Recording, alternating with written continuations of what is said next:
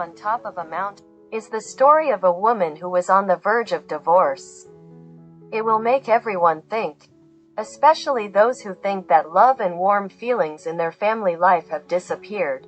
My husband was an engineer. I married him for his calm nature. But after 5 years of family life, this calmness began to bother. My husband was an engineer. I married him for his calm nature. But after 5 years of family life, this calmness began to bother me. I, like many women, love romance very much, but my husband's calmness was also reflected in this plan. He did not attract romance into our relationship at all, and this state made me forget what love is. Finally, I told him my decision. I want to get a divorce. He looked at me with surprised eyes and quietly asked, "Why?" "There is no specific reason. I'm just tired," I replied. He hadn't said a word all night and was thinking. And his condition disappointed me even more in him. I was married to a man who couldn't even properly express his dissatisfaction. Finally he asked, "What can I do to change your mind?" "That's the point," I replied. "I will change my mind only if your answer to my question suits me. Let's say there is one flower on the very top of the mountain and you know if you pick it, you will fall. Would you rip it off for me knowing it would kill you?" He looked at me and said, "I will answer your question tomorrow."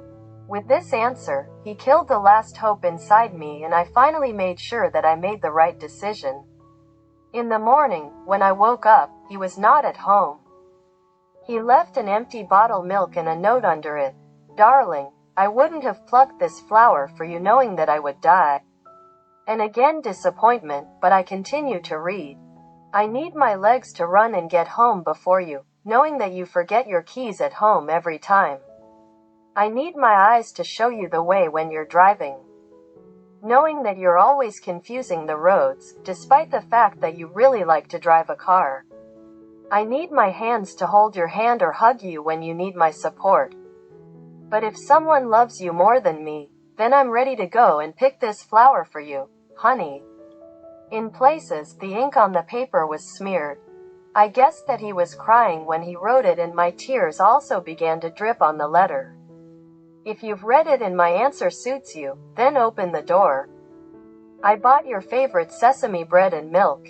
I'm waiting for you to open the door." I ran to the door and opened it. He was standing there with bread and milk. I hugged him and knew he loved me more than anyone in the world, and no one would love me like he did. I decided to leave that flower on top of the mountain. Moral: we may not feel love the way we did at the beginning of a relationship, but that doesn't mean it doesn't exist. Of course, flowers and romantic moments are needed to start a relationship. But even if they eventually disappear, the foundation of the love they built will remain forever. And here is the story. Loneliness. Sometimes we don't notice how lonely we are. Sometimes one small incident can change our whole life. What drew him to go along this road, he himself did not know. He had never driven it, but today, perhaps only because he was late for a business meeting, turns he didn't like them, but now, damn it, I didn't understand what happened. Simultaneous pressing of the brakes and the steering wheel rolled to the limit to the side. He jumped out of the car, cursing and cursing everything in the world. Leaving the car door open, he rushed to her. He almost ran over this stupid girl. What was she doing on the road? What were you waiting for? Are you crazy? It's a road. He bumped into her as soon as he got closer and was immediately taken aback. Huge eyes were looking at him, in which there was despair and a deep incomprehensible emptiness. "Are you crazy?" he asked more quietly and uncertainly. "Can you even hear me? Hey?" He lightly touched her shoulder and immediately recoiled from surprise. The statue came to life, his eyes sparkled. Tenacious fingers grabbed his hand and squeezed hard. His lips moved and uttered some words of gratitude. This incoherent speech was filled with some kind of incomprehensible joy for him. She was still whispering something, holding his hand tightly, when he finally realized that she was some kind of abnormal. He's already late, he's tired of all this, he's tired. He began to pull his hand away, but he did not succeed immediately.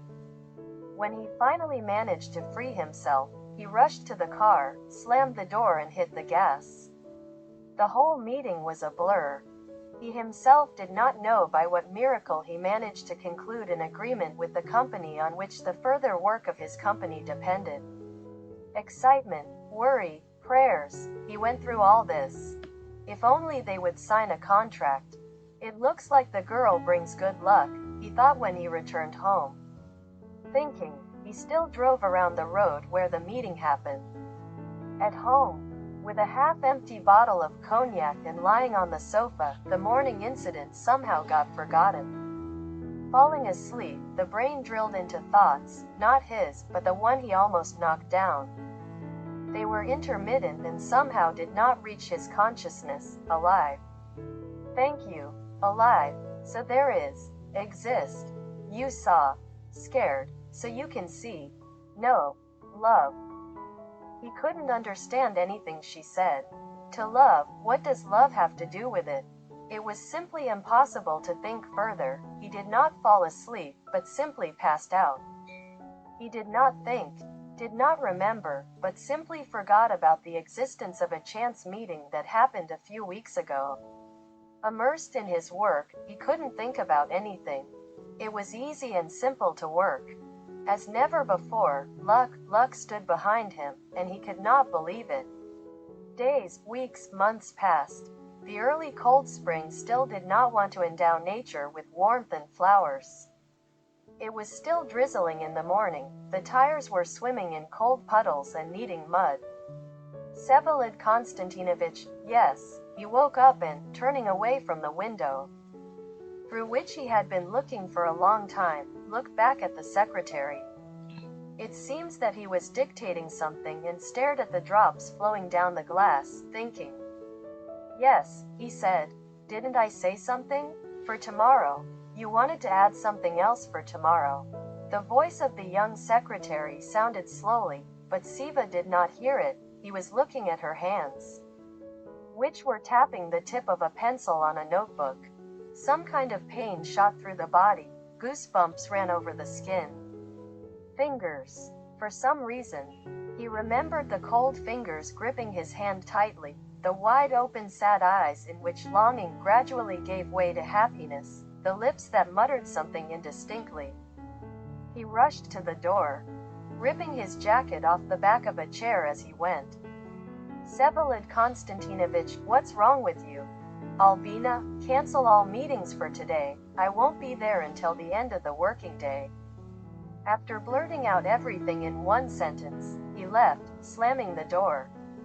The rain, the road, the wipers are trying to fight the streams on the windshield. This is the road, the turn. Siva turned off the engine and lowered his head on his hands that gripped the steering wheel. Why did he suddenly think of her? Why? After thinking a little, he finally understood the meaning of the words the girl said. He understood why she was standing on the road and almost got under the wheels of his car. His cars. Why him? Anyone could have been in his place. Lonely. Nobody needs it. It's as if she lives among life, people, and as if she doesn't exist. Stupid. Crazy. Is it possible to think of such a thing at all? Stand on the road. I checked. Of course, I checked whether she was there or not. I was convinced. She was glad. I noticed her, so she is alive. There is. My God. And here is the story. Proud Woman is a story that once again says that there is no place for pride in love. I didn't believe that it was possible to return the old relationship. I thought it was something out of the realm of fiction. However, life gave me a surprise, forcing me to enter the same river twice. There was a letter from the so-called social network in an abandoned email box created specifically for spam. Once, 100 years ago, I registered in it, but people from a previous life, with whom I would really like to communicate, would hardly look for a meeting with me in this way. In short, I quickly lost interest in correspondence. But today I was suddenly drawn to check my mail. As it turned out, not in vain. "Hello, Katyusha," my classmate Bavka wrote to me. "How are you? Judging by the photos on the website, it's great. There is nothing much to write about myself. I serve with the rank of lieutenant colonel, wife, 2 children. I found out some news here and decided to tell you. I remember what kind of romance you had with Yurka in the 10th grade. Honestly, it's been 15 years since school, and I haven't seen anyone else with such happy eyes since then. And when you suddenly broke up, everyone just gasped. Of course, it's none of my business, but I decided to tell you. Yurka got divorced about a year and a half ago. Maybe it will be interesting to you. Should I be proud? Yurka got divorced. My heart started pounding like crazy. Yes, it was. We were glowing with happiness.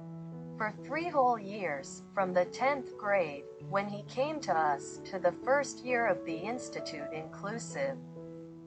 Even the parents turned a blind eye to our immoral behavior, expecting an early wedding. But the wedding did not follow. Suddenly, this strange girl with the name Amelia appeared out of nowhere. Yurka immediately became different, alien, prickly, nervous. It was obvious that something was gnawing at him. He suffered, however, not for long, from the moment when I first heard about Amelia, to the day when he said that he could no longer deceive me. Only a month had passed. We broke up, and soon good people told that Yurka got married and left in an unknown direction, cutting off all contacts. When social networks appeared, I typed his first and last name several times in the search, and each time the cherished letters were highlighted. But I have never dared to enter his page. We were too close people to remain friends or chat on the internet about anything. Too much happened to communicate from scratch as if nothing had happened. With trembling fingers, I typed Bavka the answer. Everything is standard. I live, I work, my daughter, and at the end, Volodya, do you have Yurka's address? Just so that there was. I wrote these lines, not believing my own eyes. It's like someone made me tap my fingers on the keyboard. God, why do I need his address? Although, of course, everything is better than the phone. Yurka, hello. I heard that you got divorced. Can we meet, have dinner? What dreary nonsense. What a blatant inability to say goodbye forever. I jumped up from my chair in a rage. Over the years, I have not forgotten how to see this face, these eyes. I still remember the smell of his skin, hair, hands. When will it end? After Yurka, I had 2 men. They sincerely tried to get to me through Yurka. One of them left a wonderful memory of himself in the form of a daughter who is now arguing with my mother in the kitchen about what mayonnaise is made from. However, after learning about my pregnancy, Dad quickly disappeared into the misty distance. Mom was terribly worried at the time. How will you raise a child alone? But I had no doubt that it was necessary to give birth. Kat, what's wrong with you? Mom's indignant voice rang right in my ear. I'm asking you for the 6th time. Are you going to have dinner? Of course I will, my dear mother. I spun her around the room. Mom raised one eyebrow suspiciously, looking at the computer. You obviously have good news. Even very good ones. Will you tell me? I shook my head slowly. Suddenly Mom's face changed. Really? You're a cat? I can see by your face that you're a... Mom was really worried. Daughter, don't repeat my mistakes, I beg you. I tried to get your father back, too. I called him, ran after him. It didn't do anything, except that he hated me. A woman should be proud. And don't you dare think about Yurka, do you hear? A random meeting. A woman should be proud. Be proud. Proud. The squeaky yard swing in Yurkin's yard swayed to the beat of this phrase. What does proud mean? To sit at the window all your life, pretending that you are not waiting for anyone? To be outraged when someone tries to talk to you on the street, even though deep down you only dream of him continuing the conversation after all? To refuse 3 times when you are invited somewhere. Because a proud woman should not fly headlong as soon as she is beckoned with a fin.